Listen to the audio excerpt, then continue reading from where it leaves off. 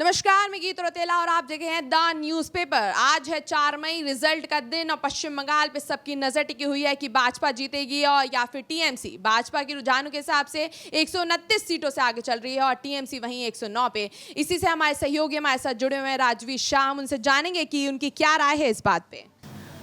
देखिए गीत जी, इस समय बंगाल के अंदर भारतीय जनता पार्टी 129 सीटों पर आगे चल रही है। जो भारतीय जनता पार्टी पिछली बार आपने देखा होगा कि किस तरह से पीछे थी, और इस बार आप देख रही हैं कि बंगाल के अंदर 129 सीटों से भारतीय जनता पार्टी आगे चल रही। टीएमसी 109 सीटों पर सिमटी हुई है।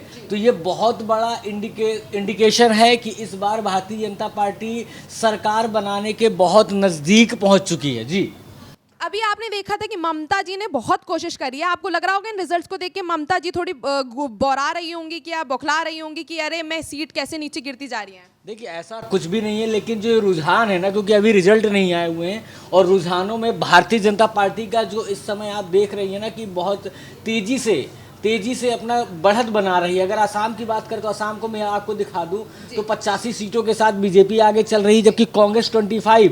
और यहाँ पर आप देख लीजिए बंगाल 129 सीटें और टीएमसी 110 सीटें, यानी जो मार्जिन है करीब करीब अब बढ़ रहा, 19 सीटों का मार्जिन बढ़ चुका है। और ये जो रुझान है, ये अगर एग्जिट पोल की बात करें, आपने देखा होगा 1 से 2 दिन पहले जब एग्जिट पोल लोग दिखा रहे थे कि किसकी सरकार बन रही है, 10 से 12 एग्जिट पोल आए, लेकिन बंगाल पर जो सबकी नज़र थी, बंगाल में इस समय भारतीय जनता पार्टी बढ़त बना चुकी है। और ऐसा लग रहा है कि करीब करीब 12 से 1 बजे के आसपास ये भारतीय जनता पार्टी के जो अभी रुझान है वो नतीजों में परिवर्तित हो सकते हैं। जी बताइए। सर, अभी तो 12 बजे भी नहीं है, लेकिन बीजेपी तो इतनी आगे चली गई है कि ममता जी को तो कहीं खौफ बैठ गया होगा कि 12 बजे तक मेरे ही 12 ना बज जाएं। नहीं, बात तो सही है, लेकिन गीत जी सबसे बड़ी बात ये है कि जो नतीजे हैं ना, ये दिखा रहा है कि बंगाल के अंदर जो हिंदू है वो एकजुट हुआ है, यानी एक साथ आ गया है। क्योंकि टीएमसी का जो वोट बैंक है, मुस्लिम वोट बैंक, वो एक साथ हुआ, इधर उसके अपोजिट हिंदू भी इकट्ठा हो गया।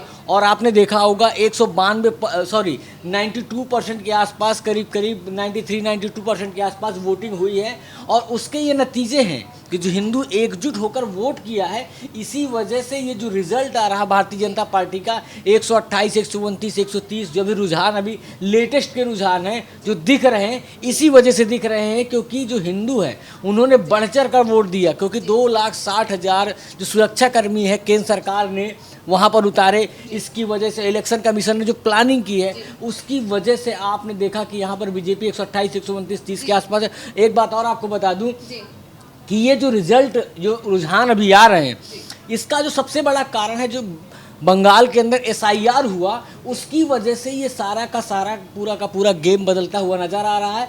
और मुझे ये लग रहा है कि अभी तो रुझान है, थोड़ी देर बाद आप जब मुझसे 1-2 घंटे बाद आप बात करेंगी तो ये जो रुझान है ये नतीजों में परिवर्तित हो सकते हैं। जी।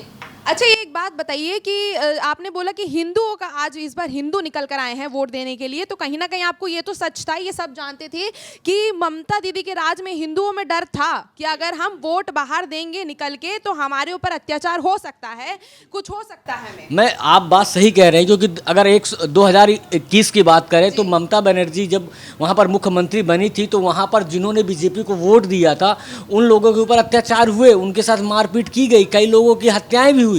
इस वजह से बहुत से हिंदू जो भारतीय जनता पार्टी के सहयोगी थे, कार्यकर्ता थे, वो बंगाल छोड़कर असम की ओर पलायन किया। असम के अलावा बिहार की ओर, झारखंड की ओर वो पलायन कर गए और बहुत से लोगों की हत्याएं भी हुई। इसलिए इस बार आपने देखा होगा कि इलेक्शन कमीशन ने 2,60,000 जो सेंट्रल फोर्सेज के जवान हैं उनको तैनात किया था कि अगर मान लीजिए टीएमसी जीत भी जाती है तब भी 60 दिनों तक वहाँ पर रहेंगे। देखिए बढ़ रहा है, बंगाल में 133 के साथ बंगाल में बीजेपी आगे चल रही है।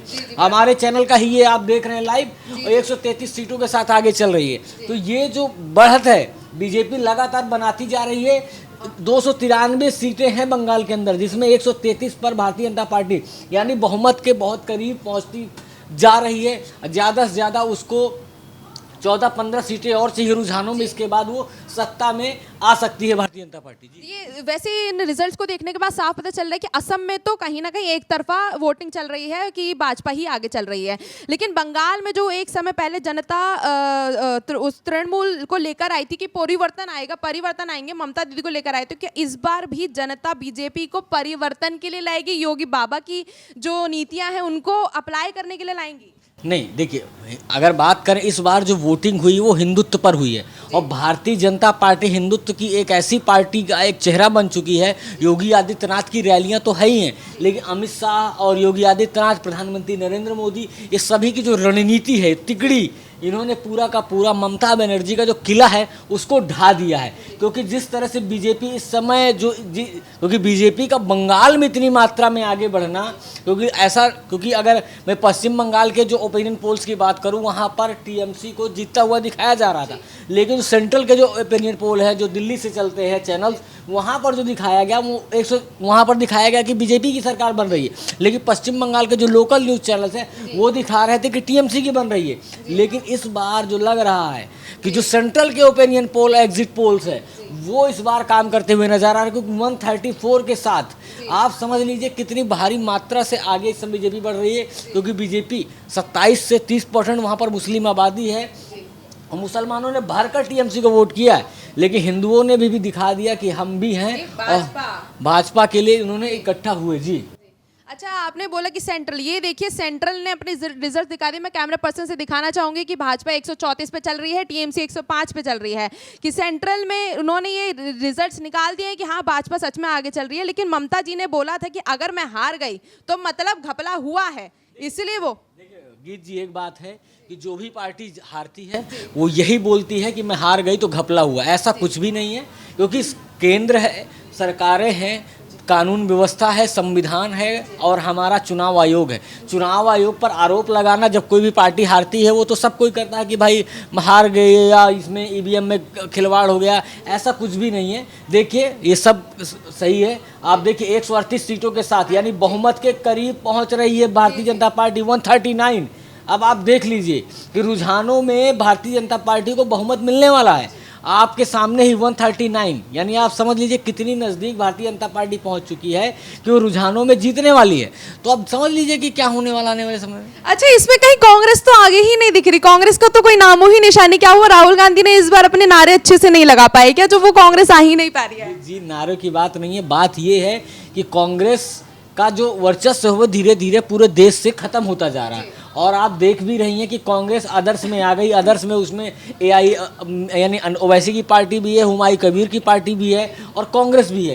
तीनों मिलाकर 3 सीटें हैं। अब आप समझ लीजिए इनके क्या हाल होंगे। और बीजेपी 139 के साथ आगे चल रही है, टीएमसी 102 के साथ, टीएमसी ठहर गई है, ये देखिए 140 हो गई है। तो आप समझ लीजिए कि क्या होने वाला है। तो ये नतीजे आपको सामने दिख रहे हैं, और फिर हम आपसे बात करेंगे जब भी कोई नतीजे आएंगे, मैं आपको बताता रहूँगा। जी, तो ये थे पश्चिम बंगाल के रुझान, जहां पे साफ साफ दिख रहा है कि बीजेपी टीएमसी को तगड़ी टक्कर देती हुई नजर आ रही है।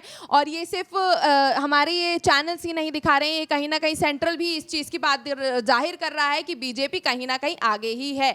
और इसी बारे में हम थोड़ी देर में आपसे फिर जुड़ेंगे और इसके बारे में जानेंगे कि पश्चिम बंगाल में किसकी सत्ता बनती है और किसका बौखलाहटपन उसके सर पे चढ़ता है। क्योंकि ममता दीदी ने बोल दिया है कि अगर मैं हार गई तो कहीं ना कहीं ईवीएम में घपला हुआ है। तो जैसे वो कल सुप्रीम कोर्ट में पहुंची थी, अब देखना होगा रिजल्ट्स आने के बाद वो दोबारा सुप्रीम कोर्ट पहुंचती है या नहीं। और इसकी खबर आगे जानने के लिए हमारे साथ यूं ही बनी रही है द न्यूज़पेपर पर। मैं हूं आपके साथ गीत रौतेला।